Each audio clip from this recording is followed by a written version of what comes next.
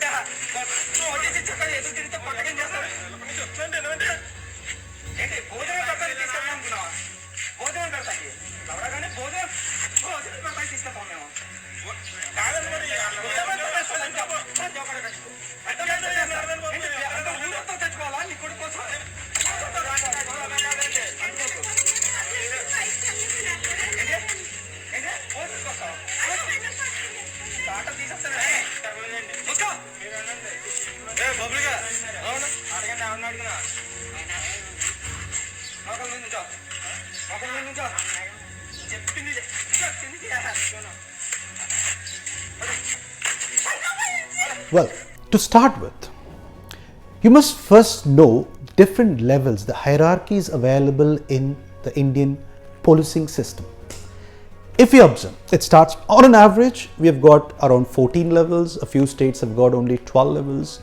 If I start with the lowest level, entry level is constable, then comes senior constable, then comes head constable, then comes assistant sub-inspector of police, then comes sub-inspector of police, then comes assistant inspector of police, then comes inspector of police, then comes senior inspector of police.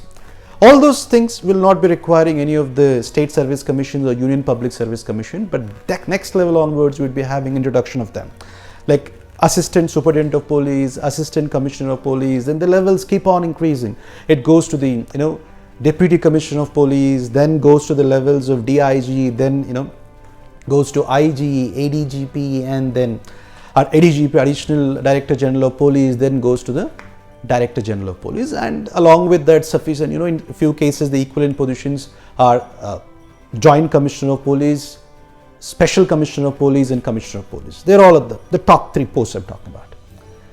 Now, if I talk about the bureaucracy, all this IPS, IAS, all this IFS, Indian Forest Service, Indian Police, Indian Administrative Service, the bureaucracy part we are almost clear with. Yes, I would say that we are almost in a position to clean that particular part. You know why? Earlier there used to be a system, like if let's assume I'm IPS officer and I'm accused of a criminal conspiracy, section 120B of IPC, or I'm accused of corruption as per the Prevention of Corruption Act 1988, there is a case on me. Assume, irrespective of it, I might be Amar, ya Akbar, ya Anthony, whomsoever it is, public servant, I've got the case on me. Now what happens? If I get convicted, the proceedings have started in the court, I'm accused, and if I get convicted by the court, let's say the case is in the district magistrate, and the district magistrate has actually given a final sentence, final judgment that yes, you were a convict in this and evidence is very clear, I'm giving you a 7 years imprisonment to fine, vagera vagera.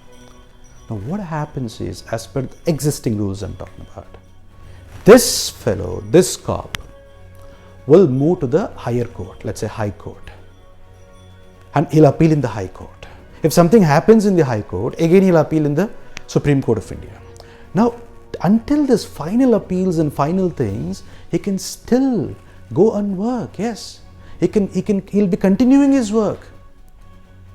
But the new rules, which the amendments are on the go, as per the the directors of the Personnel and Training Department, the new rule is almost on the go. This is in a process to weed out corrupt IAS, IPS, and IFS officers. The new rule is, if someone is suspended as per the Rule 3 of All India Services 1969, Rules of All India Services 1969, then until he is finally acquitted from the higher court, let him appeal, wherever he wants to appeal, let him appeal. But until then, he'll remain to be suspended. I repeat, until then, he remains to be suspended. This is a major amendment which is going to come into the All India Services Disciplines and Appeals Rules of 1969.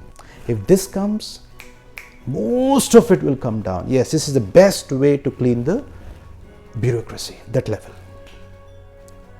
In fact, whether you're aware or not, in June 2019, 27 Indian Revenue Service employees, the senior officers, were asked to go for a retirement, permanent retirement, forcibly made to go for retirement. That is again as per the law, because they were having a lot of cases against him. Government think that they're defaming the fraternity, whole fraternity. And as per the central services, that is a fundamental right, 56 of subsection J of the Central Services Pensions Act 1972. As per this act, they were forcibly made to go for retirement, forcibly, just because they've got the cases. That's a very good thing. They have the cases, and they are actually in for the betterment of the society. These public servants were asked to get retired. You see that there is a separate article also. There's a separate subsection for it, where government can make them to forcibly get retired. But to an extent only they were using that power. But now this loophole, with the help of the amendment which is going to come for the Rule 3, whatever I said, the bureaucracy part would be cleaned by 2021, and starting of 2022 we'll have less complaints. What I said, less complaints, is you'll be surprised to hear in the year 2018 and 19 for 2 years, 43,496 complaints. 43,496 complaints against the bureaucrats in the Central Vigilance Department. Can you imagine?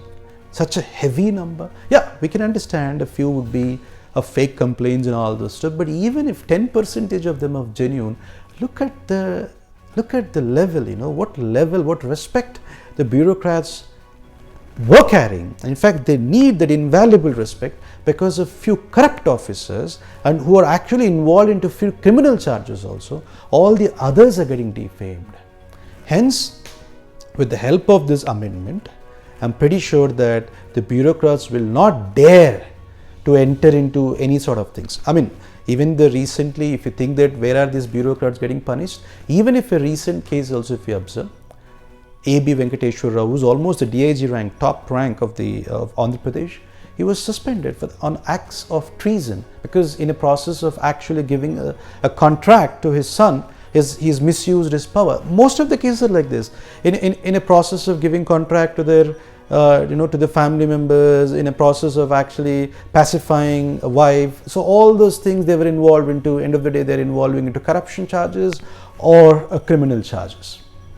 But the most worrying is the lower level police.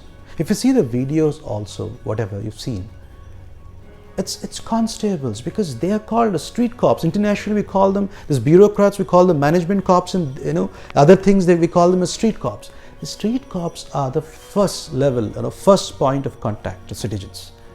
Now, these street cops needs a minimum graduation. Constable needs minimum graduation. You'll be surprised to hear, right? Yes, in India, for constable position, graduation is not compulsory. Assume I'm just done with my intermediate, I mean to say 12th standard, and I with the help of one test, not even that stringent, I go and I'll have just 9 months of training. That too, what will have basic things. We'll have Indian Penal Code 1860. We'll have the Code of Criminal Procedure 1973. We have Indian Evidence Act 1872, and some concepts of the forensic medicine, forensic science, and the police manual, like how we've got Bible, Bhagavad Gita, Quran, and police manual. And I'll only follow that. Which means at the age of 19, I can become a cop, and I'm a street cop. I can confront anyone, any citizen of India. Can you imagine what level of maturity is required, because they're the first point of contact. We need to make graduation compulsory. Graduation compulsory for the constables also. All these episodes are happening because, see, one bad cop can screw up. Look at one bad cop, Derek Chauvin. Whole United States of America is burning. World is watching. One bad cop. Already people are suffering. I don't know how many new coronavirus positive cases will pop up because of that dirty cop. So things can happen. When economy is already suffering, and if this type of issues will happen again. So India have to really work on this place. That constables should be made, you might confront me. Professor, nowadays the constables, even postgraduates are also applying for the constable post. Yes, but out of 100, 10 people still belong to the category which I said. But as I told you earlier also, one bad cop is sufficient to screw up the whole atmosphere. It's high time. In fact, Government is working on it. Like in this budget, they had a plan for the Indian police universities. It's actually police university separately, National Police University, very precisely. 100 acres of campus in Greater Noida, where you're going to have bachelor programs, bachelor's, post-graduation, PhD, also all these things, criminology, forensic science, justice, everything, like organizational behavior. So my suggestion is, all the people who want to become the constables, because that is just the starting, and the states need to actually take the franchisee of the university. States need to invest on those type of universities, and states, even if they're hiring an 18-year person, 19-year boy or girl, so they have to get the graduation that with the help of the government fund, give them scholarship, whatever the best, but don't release them into the, to meet the citizens of India just at the age of 19. That's absolutely bad. At least a lot of things, right? How educational system have changed. Where is education? Earlier, we didn't have much of the law subjects in the 9th standard, 10th standard, 8th standard, even 11th, but now system have changed. There are subjects, there are constitutional subjects, law subjects inside. Similarly, the policing system have to change. Very dangerous place if these constables were not trained thoroughly about organizational behavior, about the what level of behavior a citizen or a person in urban parts of India expects, how you have to behave. His speaking, his communication skills, at least a grip on 2 or 3 extra languages, the neighboring states' languages, everything should be trained to the constable. Then all these situations could be avoided in the near future. No doubt, please trust me, this is the only way. Otherwise, one bad constable can screw up, can actually make the same, can repeat the case of the George Floyd back in India, and everyone would be suffering, everyone would be protesting on the roads if this policing system, if the graduation is not made compulsory to the constables. Rest is over to the wisdom of Indian government and the respective state governments. Nandri, Vanakkam.